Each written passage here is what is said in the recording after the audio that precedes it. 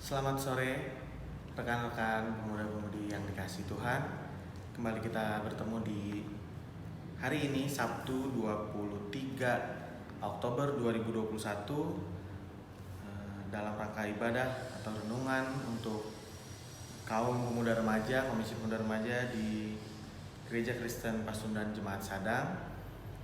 Kita akan bersama-sama mendengarkan dan merenungkan sebagian dari firman Tuhan untuk kita jadikan pegangan dalam kehidupan kita sehari-hari.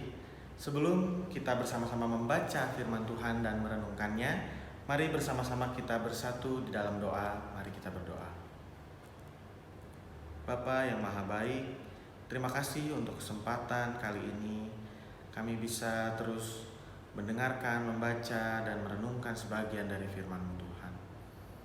Bapa, curah limpahkan berkat-Mu buat hamba-Mu yang akan menyampaikan kebenaran dari firman-Mu, supaya apa yang hamba sampaikan dapat diterima dengan baik oleh teman-teman di rumah. Buka hati dan pikiran kami juga yang mendengarkan, supaya apa yang disampaikan ini boleh menjadi suluh langkah bagi kami menjalani setiap kehidupan, menjalani setiap aktivitas kami. Dalam renungan-renungan ini, apa yang kami bisa ambil bisa kami aplikasikan dalam kehidupan kami sehari-hari.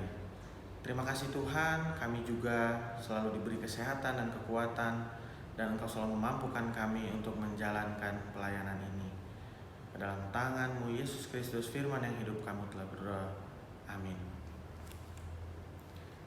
Baik rekan-rekan pemuda-pemudi yang dikasihi Tuhan, kita akan membuka Alkitab kita dari Filipi pasalnya yang keempat ayat 1 sampai 9. Surat Filipi 4 ayat yang pertama sampai dengan yang ke-9. Saya akan membacakannya untuk kita semua. Karena itu, saudara-saudara yang kukasihi dan yang kurindukan, sukacitaku dan mahkotaku, berdirilah juga dengan teguh dalam Tuhan. Hai saudara-saudaraku yang kekasih, Euodia kunasihati dan Sintike kunasihati. Bahkan kuminta kepadamu juga Sunsugos temanku yang setia, tolonglah mereka. Karena mereka telah berjuang dengan aku dalam pekabaran Injil, bersama-sama dengan Clemens dan kawan-kawanku sekerja yang lain, yang nama-namanya tercantum dalam kitab kehidupan. Bersukacitalah senantiasa dalam Tuhan. Sekali lagi kukatakan, bersukacitalah. Hendaklah kebaikan hatimu diketahui semua orang, Tuhan sudah dekat. Janganlah hendaknya kamu khawatir tentang apapun juga, tetapi nyatakanlah dalam segala hal keinginanmu kepada Allah dalam doa dan permohonan dengan ucapan syukur. Damai sejahtera Allah yang melampaui segala akal akan memelihara hati dan pikiranmu dalam Kristus Yesus. Jadi akhirnya saudara-saudara, semua yang benar, semua yang mulia, semua yang adil, semua yang suci, semua yang manis, semua yang sedap didengar, semua yang disebut kebajikan dan patut dipuji, pikirkanlah semuanya itu. Dan apa yang telah kamu pelajari, dan apa yang telah kamu terima, dan apa yang telah kamu dengar, dan apa yang telah kamu lihat padaku, lakukanlah itu. Maka Allah sumber damai sejahtera akan menyertai kamu. Sedemikian jauh pembacaan firman pada hari ini. Yang berbahagia adalah kita yang memelihara serta melakukannya dalam kehidupan sehari-hari. Haleluya. Rekan pemuda-pemudi remaja yang dikasihi Tuhan, tema kita pada minggu ini adalah membangun komunitas yang saling menguatkan dalam kasih Kristus. Kita tahu betul bagaimana komunitas atau rekan-rekan sepelayanan Rasul Paulus yang dimaksud di sini, yaitu Euodia, Sintike, bahkan rekannya Sunsugos dan juga Clemens yang disebutkan dalam pembacaan adalah komunitas rekan-rekan Rasul Paulus sekerja dalam pemberitaan Injil. Mungkin teman-teman sudah tidak asing dengan perkataan berat sama dipikul, ringan sama dijinjing. Kita tentu tidak asing ya mendengar perkataan itu, peribahasa yang sudah cukup populer yang bisa dengan singkat kita artikan pekerjaan bila mana kita kerjakan bersama-sama. Kita sering bilang ayo keroyokan gitu. Bila mana kita kerjakan bersama-sama akan terasa lebih ringan. Ya, pekerjaan yang berat sekalipun bila kita mengerjakannya bersama-sama itu akan menjadi ringan. Peribahasa ini juga kaya akan nilai-nilai kehidupan seperti persahabatan, nilai-nilai kesatuan dan persatuan dan kebersamaan.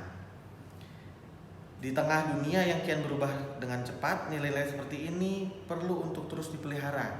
Apalagi kita akan selalu hidup di dalam dan bersama dengan komunitas kita. Entah itu di pekerjaan, di sekolah, teman-teman mahasiswa gitu kan. Lalu di persekutuan di gereja atau komunitas di luar itu. Misalkan perkumpulan, kita punya perkumpulan di luar gereja, di luar sekolah gitu kan. Penggemar apa, biasanya suka ada komunitas itu biasanya spirit kebersamaan, nilai-nilai persatuan itu sangat-sangat dipegang teguh, sangat-sangat dipandang tinggi. Membangun komunitas yang saling menopang menjadi sebuah kebutuhan untuk membangun kehidupan berbangsa, juga kehidupan pelayanan.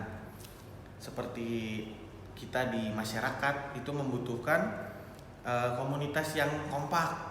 Misalkan di tingkat terdekat itu di tingkat lingkup RT, lingkup RW, bila mana warganya kompak, lingkungannya kompak gitu ya, komunitasnya saling menguatkan, saling menjaga, itu pasti akan terasa nyaman. Begitu juga kita dengan persekutuan di gereja. Persekutuan di gereja ketika komunitas itu harmonis, kita saling menguatkan dalam kasih Kristus. Itu yang dirindukan oleh Paulus dalam pembacaan teks hari ini di Filipi 4 ayat 1-9. Rasul Paulus memiliki relasi yang sangat dekat dengan jemaat di Filipi. Hal ini dapat kita lihat saat Rasul Paulus mengatakan, saudara-saudara yang kukasihi dan kurindukan. Nah, itu Rasul Paulus mengatakan seperti itu. Sukacitaku dan mahkotaku di ayat yang pertama ya. Ini menunjukkan kedekatan Rasul Paulus dengan jemaat di Filipi. Paulus menulis surat ini saat ia sedang dalam penjara. Meskipun demikian, Paulus tetap menulis suratnya kepada jemaat di Filipi untuk memberikan dukungan sekaligus semangat kepada mereka. Pada ayat kedua surat ini menuliskan bahwa Rasul Paulus memberikan nasihat kepada Euodia dan Sintike. Paulus menasihati kedua perempuan ini agar mereka sehati sepikir di dalam Tuhan. Rasul Paulus memang tidak menyebutkan secara jelas apa yang mereka lakukan sehingga diberikan nasihat sedemikian rupa.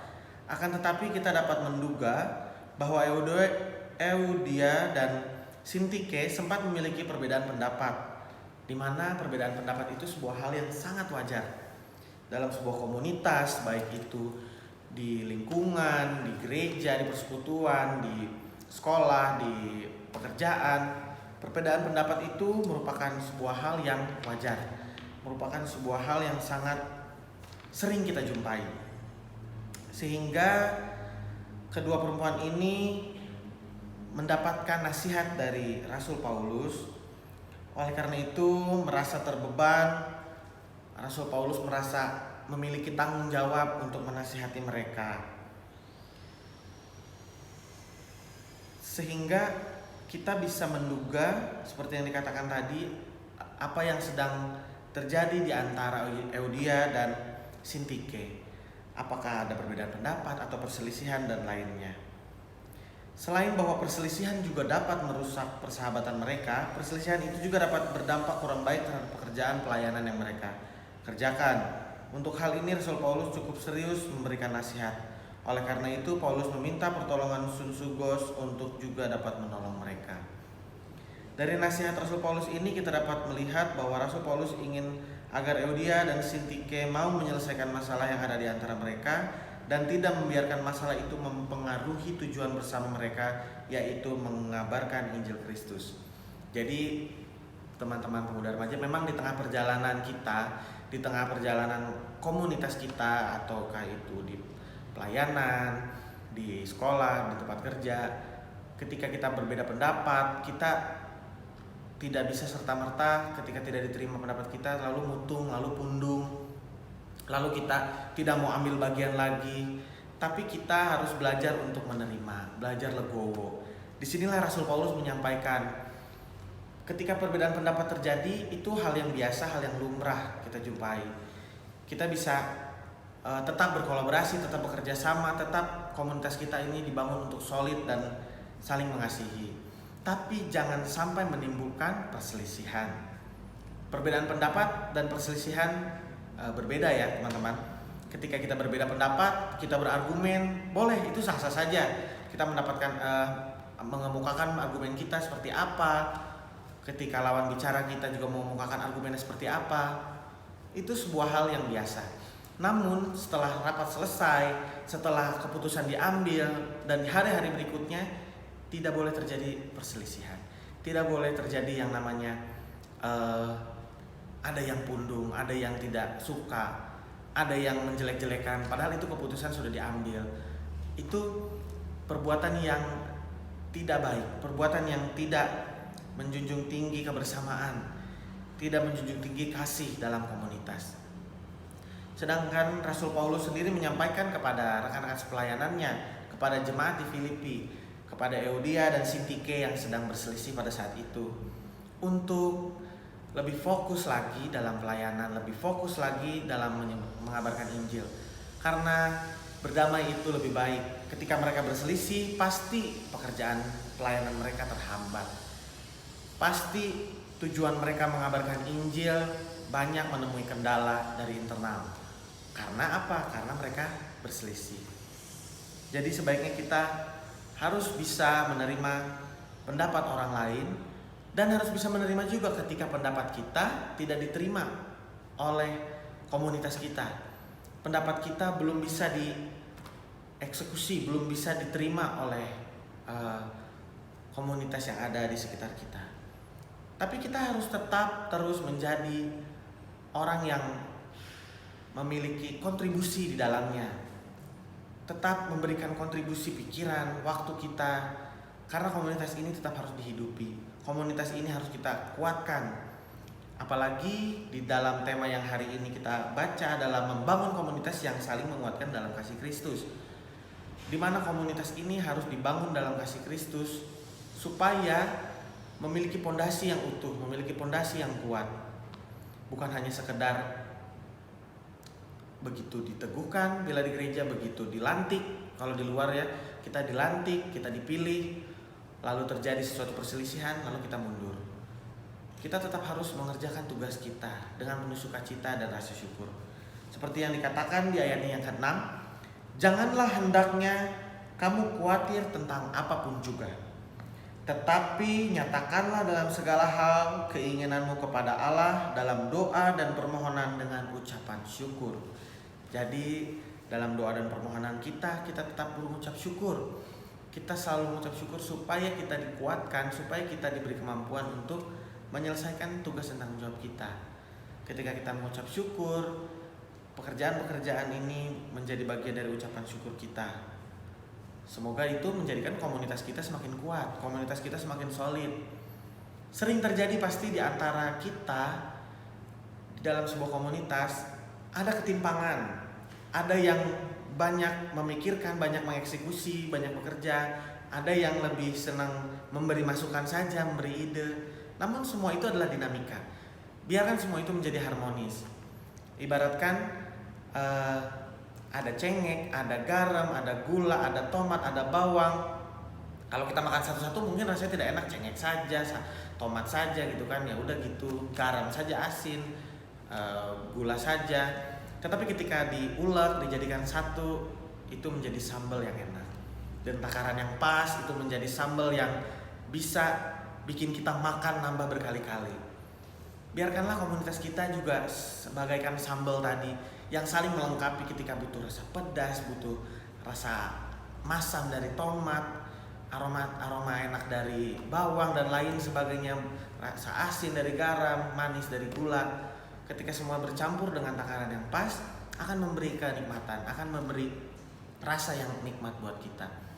Jadi ketika ada dalam komunitas kita seseorang yang lebih memberikan ide, lebih pasif, ada juga yang aktif untuk mengerjakan, ada juga yang lebih aktif untuk mencatat, mengoreksi, Biarkanlah itu semua menjadi dinamika dalam pelayanan kita, menjadi satu kesatuan yang utuh. Karena bila kita tetap bersatu, bila kita tetap mengerjakan semua bersama, itu pasti akan terasa enak. Seperti peribahasa yang kita baca di awal tadi, berat sama dipikul, ringan sama dijinjing. Jadi pekerjaan yang seberat apapun pasti akan terasa nikmat. Seperti sambal tadi ya, teman-teman pemuda, akan terasa lebih enak bila mana keseluruhan dari komponen-komponen yang ada di komunitas kita itu kita satukan. Tetap kita berdayakan yang ada di dalamnya. Jadi jangan kecewa, jangan berputus asa, karena kita sudah dikuatkan dengan ayatnya yang ke-6 tadi ya, hendaknya kamu khawatir tentang apapun juga. Itu harus menjadi bahan penguat buat kita, menghilangkan rasa khawatir, karena kita yakin komunitas kita bukan tanpa masalah, bukan tanpa lika-liku, bukan tanpa dinamika, bukan tanpa perbedaan pendapat. Itu semua ada, tapi kita tidak perlu menimbulkan sampai ke perselisihan, sampai ke berlanjut bermasalah dan lainnya. Tapi kita harus mengambil pelajaran dari perbedaan pendapat. Kita harus mengambil pelajaran dari teman-teman kita yang masih kurang aktif, yang masih kurang ikut serta, ikut ambil bagian di dalamnya. Bagaimana kita memperbaiki komunitas ini dan saling menguatkan dalam kasih Kristus. Menjadi catatan juga dari surat yang ditulis Rasul Paulus ke jemaat di Filipi ini, pesan yang disampaikan bukan hanya sebagai nasihat kepada Euodia dan Sintike, tetapi juga banyak orang. Pesan yang sifatnya personal ini menjadi pesan bagi jemaat Filipi secara keseluruhan. Rasul Paulus ingin pengalaman Euodia dan Sintike ini menginspirasi jemaat di Filipi dan juga umat Tuhan di masa kini. Jadi ini ditulis kepada Euodia dan Sintike secara personal, tapi juga sebagai pesan bagi jemaat di Filipi dan juga bagi umat Tuhan, bagi kita ya di masa yang ada sekarang ini. Nasihat sehati sepikir disampaikan Paulus merupakan pesan yang kuat untuk dapat mengatasi segala perbedaan yang ada. Sehati sepikir bukan berarti menghindari perbedaan pendapat, tetapi justru mengingatkan kita agar segala perbedaan dapat digunakan untuk mempertajam visi bersama. Jadi yang tadi, sehati dan sepikir bukan berarti sependapat. Sehati dan sepikir bukan berarti tidak boleh berbeda pendapat. Kita bisa memiliki banyak varietas pendapat, banyak bermacam-macam pendapat yang ada di dalam komunitas. Tetapi kita harus tetap sehati dan sepikir. Karena dalam perbedaan-perbedaan pendapat itu kita bisa menajamkan kemana visi kita, kemana arah tujuan kita, kemana komunitas ini akan kita bawa. Dari perbedaan pendapat itu mengerucut sampai bertemu dalam satu titik, satu visi yang akan diwujudkan. Nah, kita memerlukan sehati dan sepikir. Kita memerlukan kedua hal ini, sehati dan sepikir, yang ada di dalam komunitas kita. Jadi ketika terjadi perbedaan pendapat, terjadi argumen, terjadi adu argumen dan lain sebagainya, kita tetap sehati dan sepikir.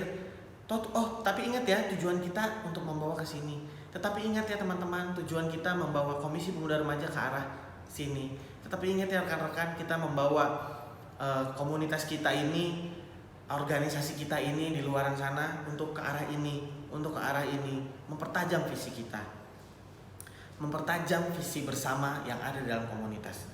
Nasihat Rasul Paulus ini juga membawa pesan kepada kita pada saat ini untuk terus memiliki serta memelihara semangat kesatuan dalam komunitas di mana kita berada.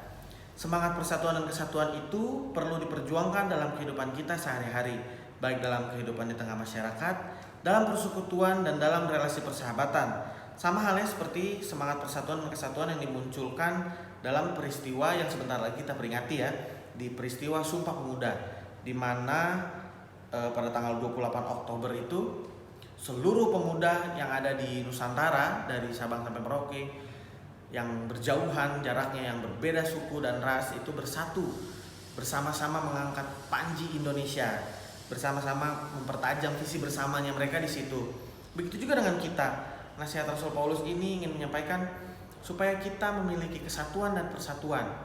Jadi selain sehati sepikir, tapi kita juga harus memiliki rasa kesatuan dan persatuan.